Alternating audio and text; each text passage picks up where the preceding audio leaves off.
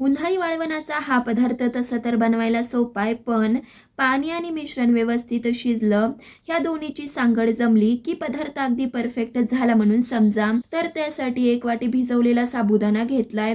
आपण जसं रेग्युलर साबुदाणा खिचडीला साबुदाणा भिजवून घेतो त्याच पद्धतीने साबुदाणा इथं मी भिजवला होता। आता ज्या वाटीने आपण साबुदाणा घेतला होता त्या वाटीने 5 वाटी पाणी गरम केलं, त्यामध्ये चवीपुरतं मीठ घालायचंय। पाण्याला उकळी आल्यावरती घेतलेला साबुदाणा घालायचा आहे। पाण्याला उकळी आल्याशिवाय अजिबात साबुदाणा घालायचा नाहीये, पाण्याला उकळी आल्यावरतीच साबुदाणा घालायचा आहे।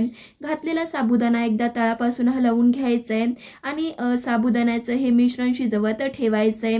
तोपर्यंत मोठ्या आकाराचे 3 बटाटे अशा पद्धतीने वरचं साल काढून घ्यायचंय। एक बटाट्याचं साल काढून झाल्यावर लगेचच आपल्याला किसून घ्यायचा आहे, नाहीतर तो लाल होऊ शकतो। त्यामुळे एक बटाट्याचं साल काढून झाल्यावर लगेचच आपल्याला हा किसून घ्यायचा आहे। आता इथं मी मोठ्या आकाराचे 3 बटाटे घेतलेत। वजनी म्हणाल तर हे बटाटे 400 ग्राम आहेत। जर का तुमचे छोटे बटाटे असतील तर मोजून घेऊ शकता, किंवा नगने म्हणाल ना तर 4 ते 5 घेतलं तरी चालेल।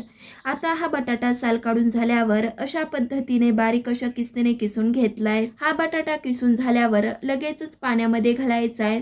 असाच जर सगळे बटाटे किसून होईपर्यंत ठेवला तर तो लाल होऊ शकतो, त्यामुळे लगेचच पाण्यामध्ये घालून घ्यायचा आहे। सगळे बाकीचे बटाटे देखील अशाच पद्धतीने किसून पाण्यामध्ये घालून घेतलेत। आता आपण हा आणखी एकदा पाण्याने धुवून घेतोय। जास्तही बटाट्याचा किस पाण्यामध्ये धुवून घ्यायचा नाहीये, त्याने एकतर काय होतं बटाट्याची टेस्ट ही निघून जाते। त्यामुळे फक्त 2च पाण्याने हा बटाट्याचा किस धुवून घ्यायचा आहे।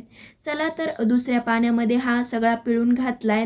लगेचच आता आपण मिश्रणाकडे वळूया। बटाट्याचा किस होईपर्यंत एकूण 15 ते 20 मिनिटं हा साबुदाणा शिजवून घेतलाय। बघू शकतायत मस्त असा ट्रान्सपरंट झालाय। जर का साबुदाणा नीट शिजला नाही तर पापड्यांना चिरा जाऊ शकतात, त्यामुळे साबुदाणा शिजवताना अजिबात घाई गडबड करायची नाहीये। साबुदाणा ट्रान्सपरंट झालाय। ह्यामध्ये आपण जो बटाट्याचा किस करून घेतला होता त्यातलं जमेल तितकं पाणी पिळून या मिश्रणामध्ये घालायचं आहे आणि बटाट्याचा किस घालून झाल्यावर एकदा तळापासून हलवून घेतलं आणि हे मिश्रण 4 ते 5 मिनिटं शिजवून घ्यायचंय। आता हे मिश्रण 4 ते 5 मिनिटं शिजवून घेतलं, नंतर हलकं कोमट होऊ दिलं। आता हे मिश्रण बरंचसं कोमट झालंय। लगेचच पॉलिथिन पेपरवर अशा पद्धतीने पापड्या घालून घ्यायच्या आहेत। सगळ्या पापड्या घालून झाल्यावर 1 दिवस कडकडीत उन्हामध्ये वाळवून घेतल्या। ह्या पापड्या पाहू शकतायत मस्त अशा पारदर्शक झाल्यात, अजिबात पापड्यांना चिरा गेल्या नाहीयेत। आता आपण ह्या वाळलेल्या पापड्या काही तळूनही पाहूयात। तर त्यासाठी इथं मी तेल गरम केलंय। पापडी तळताना महत्त्वाची टिप म्हणजे तेल छान धुरीपर्यंत तापवून घ्यायचंय। जर का तेल नीट तापलेलं नसेल तर पापडी नीट फुलणार नाही आणि खाताना ती कडकड अशी पापडी लागू शकते। तेल चांगलं कडकडीत गरम झालंय, पापडी सोडायची आहे। बघू शकतायत मस्त अशी ही पापडी दुप्पट फुलतीये, याचाच अर्थ की आपली पापडी परफेक्ट अशी झालीये।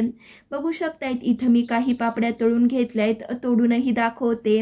मस्त अशी खुसखुशीत तोंडात टाकताच विरघळणारी, अजिबात कडक न होणारी साबुदाणा आणि बटाट्याची पापडी तयार झालीये। इथे आपण साबुदाणा कमी आणि बटाट्याचा वापर जास्त केलाय, त्यामुळे ही पापडी अजिबात कडक होत नाही, मस्त अशी खुसखुशीत बनते। मुख्य म्हणजे बटाटे जास्त वापरल्यामुळे चवीलाही खूप छान लागतात। माझ्या घरी तर सगळ्यांना खूप आवडल्या। तर तुम्ही कधी साबुदाणा भिजत घालतायत म्हणजे लगेचच दुसऱ्या दिवशी मिश्रण शिजवून अशा पद्धतीने पापड्या बनवून ठेवू शकता आणि वर्ष ते 2 वर्ष खाऊ शकता। तर मग तुम्ही सुद्धा या सोप्या साध्या इथं सांगितलेलं प्रमाण वापरून अशा पद्धतीने पापड्या बनवा। कशा वाटल्या कमेंट करून सांगा। लाईक शेअर सबस्क्राईबही नक्कीच करा। चला तर मग पुन्हा भेटूया तशाच एका नवीन साध्या सोप्या पारंपरिक रेसिपी बरोबर। तोपर्यंत धन्यवाद।